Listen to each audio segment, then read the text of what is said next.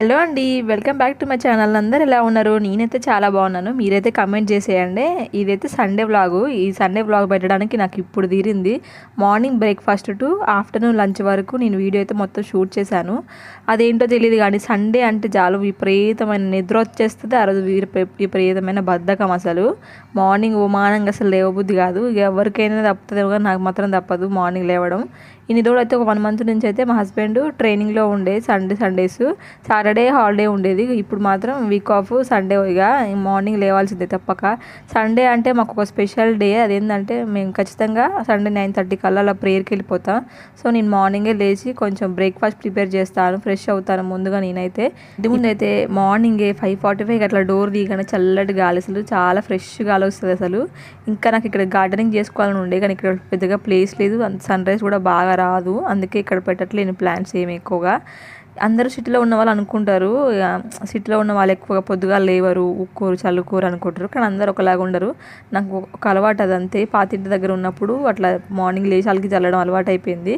ఇంటి ముందు ఇప్పుడు ముగ్గు కూడా వేస్తుండే కానీ మా పిల్లలు ఆ ముగ్గు ఎంతసేపు ఉంచట్లేరు, ఏమంటే ఖరాబ్ చేసేస్తారని వేయట్లేను. ఇక బయట మొత్తం కడిగేసిన తర్వాత లోపలికి వచ్చేసి అయితే బ్రష్ చేసుకొని ఫ్రెష్ అయిపోతా. ఇంకా కిచెన్లోకి రాగానే ఫస్ట్ ఒక గ్లాస్ వాటర్ ఖచ్చితంగా తాగుతాను. హాట్ వాటర్ కానీ నార్మల్ వాటర్ కానీ ఒక గ్లాస్ వాటర్ బ్రష్ అయిన తర్వాత తాగడం చాలా మంచిది. మీది కూడా ఇది మాత్రం కొంచెం అలవాటు చేసుకోండి. ఇంకా ఫ్లోర్ మీద కొంచెం సర్ఫ్ వాటర్ స్ప్రే చేసేసి అది ఒకసారి క్లీన్ చేసుకుంటా. అదొక సాటిస్ఫాక్షన్ అంతే. ఇంకా కొంచెం కిచెన్ క్లీనింగ్ ఉంటే. ఇంకా ఇప్పుడైతే నేను స్వీట్ కార్న్ గారెలు చేస్తున్నాను ఈరోజు. సండే అంటే స్పెషల్ కదా.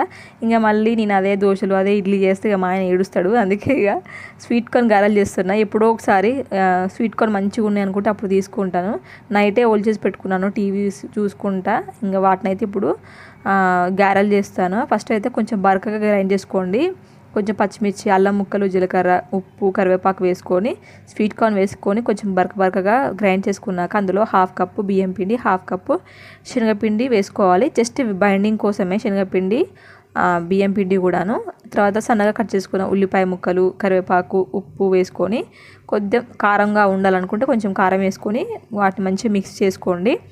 ఒకవేళ మంచిగా కొంచెం క్రంచిగా ఉండాలి అనుకుంటే కొంచెం బియ్యం పిండి ఎక్కువ వేసుకొని కలిపెట్టుకోండి. అన్ని బ్రేక్ఫాస్ట్ ఎప్పుడు చేసినా కానీ ఈ చాపింగ్ బోర్డు, మిక్సీ జార్ లాంటివి యూజ్ చేసినప్పుడు ఎమ్మటెమ్మటే క్లీన్ చేసుకొని పెట్టుకోవడం బెటరు. ఎందుకంటే మామూలుగా మనం బ్రేక్ఫాస్ట్ చేస్తేనే ఫుల్ బాసనలు అయిపోతాయి. ఇంకా ఈ చాపింగ్ బోర్డు, అల్లం దంచిన గిన్నెలు, ఇవి డీప్ ఫ్రై చేసిన గిన్నెలు ఇవన్నీ ఒక దాంట్లో వేసినామంటే ఫుల్ గిన్నెలు అయితే ఇంకా అసలు తోముబుద్ధి కాదు, చికాకులు వేస్తుంది నాకు. అందుకే ఈ మిక్సీ జార్ లాంటివి, చాపింగ్ బోర్డు లాంటివి, అల్లం దంచిన గిన్నెలు, ఈ డీప్ ఫ్రై చేసిన గిన్నెలు అప్పటికప్పటికే తోమేసుకొని పెట్టుకుంటాను నేను. ఇంకా ముందుగా అయితే డీప్ ఫ్రైకి సరిపడా ఆయిల్ వేసి అది బాగా హీట్ అయిన తర్వాత గారెలను అయితే చిన్న చిన్నగా ఇట్లా ఒత్తుకొని వేసుకోండి. డైరెక్ట్గా నాకు అసలు వేయరాదు. సరిగ్గా వేస్తే అది మీద పడుతూ ఉంటుంది ఆయిల్. అందుకే అది డ్రాప్ చేయడం ఎందుకో సరిగ్గా రాదు. అందుకే ఇట్లా జాలతోటి వేస్తాను, స్టీల్ జాలతోటి. ప్లాస్టిక్ జాలతో వేసారు ఇంకేంలే. ఆ తెలంగాణ సైడ్ అయితే పిండి వంటలు ఏం చేసినా కానీ ఫస్ట్ ఇట్లా కొంచెం దిష్టి తీసి పొయ్యిలు వేస్తారు పిండి వంటలు చేసేటప్పుడు. ఇంక ఇది గ్యాస్ కాబట్టి మనం గ్యాస్లో వేయలేం కాబట్టి ఇక ముందు అట్లా పెట్టుకున్నా. ఏమో దిష్టి ఉంటుంది అని అంటారు. నా వరకైతే నేను పట్టించుకోను, కానీ మా పిల్లలు కూడా తింటారు కదా అని నేను వాళ్ళ కోసం అని ఇలా కొన్ని పాటిస్తాను అంతే. మన కోసం అయితే అలాంటివి ఏం పట్టింపులు ఉండవులేండి. ఇంకా గారెలు అయితే ఇలా చిన్న చిన్నగా ఒత్తి వేసుకున్నాక కొంచెం మీడియం ఫ్లేమ్ టు హై ఫ్లేమ్లో పెట్టుకొని కాల్చుకుంటే కొంచెం బ్రౌన్ కలర్లోకి వచ్చినాక డీప్ ఫ్రై అయిపోయినాక తీసేయొచ్చుగా. బిగినర్స్ ఎవరైనా సరే ఈ స్వీట్ కార్న్ గారెలు ఫస్ట్ ట్రై చేయొచ్చు. చాలా సింపుల్ అసలు. ఇంకా పప్పు గారెల కంటే ఇవి చాలా సింపుల్, హెల్తీ, డైజెస్టబుల్ కూడా. ఒకసారి ట్రై చేయని వాళ్ళు ఉంటే ట్రై చేయండి. పిల్లలు చాలా ఇష్టంగా తింటారు, చాలా మంచిది హెల్త్కి కూడా. అప్పుడప్పుడు ట్రై చేయాలి ఇలాంటివి. ఇంకా అంతే. ఇక బ్రేక్ఫాస్ట్ అయితే ఫినిష్ అయిపోయింది. మా పిల్లల్ని, మా హస్బెండ్ని లేపి వాళ్ళందరూ ఫ్రెష్ అయినాక బ్రేక్ఫాస్ట్ పెట్టేస్తాను. ఇంకా మాకు అలవాటైన పనే చేసుకుంటూ తినడం. మధ్య ఆన్లైన్లో ఎక్కడ చూడు కంట్రీ డిలైట్ మిల్క్ చాలా ట్రెండ్ అవుతున్నాయి కదా. అందుకే మేము కంట్రీ డిలైట్ యాప్ డౌన్లోడ్ చేసుకొని మేము ఫ్రైడే రోజు అయితే దాన్ని ఆర్డర్ పెడితే మాకు సాటర్డే ఒక టెస్ట్ కిట్, అలాగే ఒక potatoes, 1/2 kg potatoes, 1/2 kg carrots అయితే ఫ్రీగా పంపించారు వాళ్ళు. సండే మార్నింగ్ 4:50కే వచ్చాయి పాలు. వాళ్ళు డెలివరీ ఇచ్చేసి వెళ్ళిపోయారనమాట. పాలు మాత్రం చాలా ప్యూర్గా చాలా బాగున్నాయి. నేను వీటిని టెస్ట్ చేసిన వీడియో ఒకటి షార్ట్లో పెడతాను చూడండి. ఇంకా ప్రేయర్కి వచ్చేసాక 12 అట్లా అయింది. ఇంకా మా ఆయన అయితే చికెన్ తీసుకొచ్చి చికెన్ విత్ పూరి చేయమని చెప్పారు. కానీ మార్నింగే డీప్ ఫ్రై తిన్నాం కదా ఆల్రెడీ గారెలు, మళ్ళీ ఎందుకు అని ఇంకా నేనైతే బగారా రైస్ చేస్తా అన్న. ఆయన కూడా ఓకే అని చెప్పారు. నేను ఎప్పుడు చేసిన ఒక విధంగా కాకుండా డిఫరెంట్‌గా ట్రై చేస్తూ ఉంటా. మా డ్యాడీ, మా మమ్మీ వాళ్ళు బాగా చేస్తారు చికెన్ అయితే. మా ఆయన అయితే ఇంకా సూపర్ చేస్తాడు అసలు. అంటే చేతి వాటమో తెలవదు, లేకపోతే ప్రాసెస్ అట్లుంటదో తెలవదు గానీ, వాళ్ళు చేసింది మంచిగా అనిపిస్తది. అంటే నాకు నచ్చకనో ఏమో గానీ, నా వంట అందరికి నచ్చిద్ది. నాకు అస్సలు నచ్చదు. ఇంక చేసినప్పుడల్లా అట్లా డిఫరెంట్‌గా చేస్తూ ఉంటా. ఇంకా బగారా రైస్ అయితే కొంతమందేమో ఓన్లీ ఆనియన్స్, పచ్చిమిర్చి, కరివేపాకు అట్లా వేసి చేస్తారు. నేనేమో పిల్లలు తింటారు కదా అని క్యారెట్, పొటాటోస్ కూడా వేస్ట్ చేస్తా. ఇంక వెజిటేబుల్ రైస్ లాగా ఉంటుంది అది. ఈ చికెన్లో ఎప్పుడు కూడా ఈ దాల్చిన చెక్క, లవంగాలు అయితే వేస్తేనే టేస్ట్ ఉంటుంది.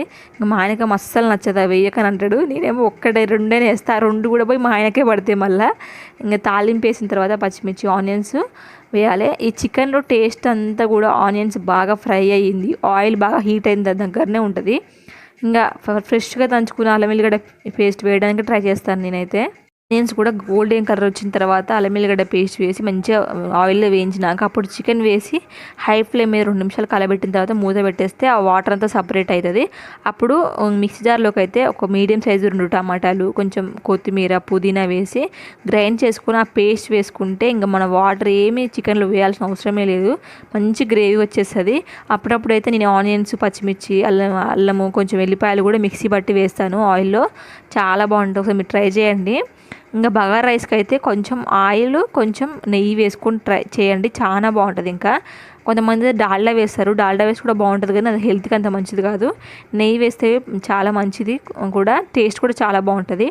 ఈ బాక్స్ ఈ మధ్య విపరీతంగా వాడేస్తున్నా నేను. ఈ మధ్య తీసుకున్నాను.